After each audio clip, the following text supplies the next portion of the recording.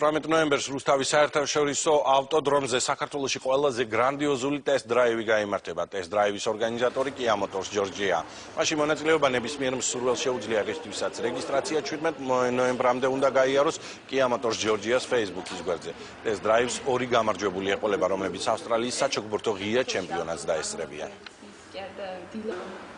Kia გლობალურად არის ავსტრალიის ღია ჩემპიონატის ჩოგბურთში გენერალური სპონსორი, რასთან დაკავშირებითაც მხოლოდ საქართველოს ეძლევა საშუალება, რომ ჩაატაროს ეს ტესტ-დრაივი, რომლის ორი გამარჯვებული, საიდანაც ერთი აუცილებლად Kia-ს მფლობელი იქნება, გაიმართება იანვარში, უშუალოდ აი ამ Australian Open-ზე. ღონისძიება იქნება, რა თქმა უნდა, სამოყვარულო, რა თქმა უნდა, იქნება შეჯიბრის ელემენტები, მაგრამ რა თქმა უნდა, არ იქნება მაღალი სიჩქარე, მაგრამ იქნება 4 დამოუკიდებელი ფიგურა შესასრულებელი სხვადასხვა ავტომობილზე და შემდეგ გამარჯვებულები მეხუთე სუპერფინალურ ფიგურას გაივლიან. სხვადასხვა ტიპის ავტომობილებში შედგა შეჯიბრი და თან გათამაშდეს პრიზი, მსგავსი ჯერ არ ყოფილა.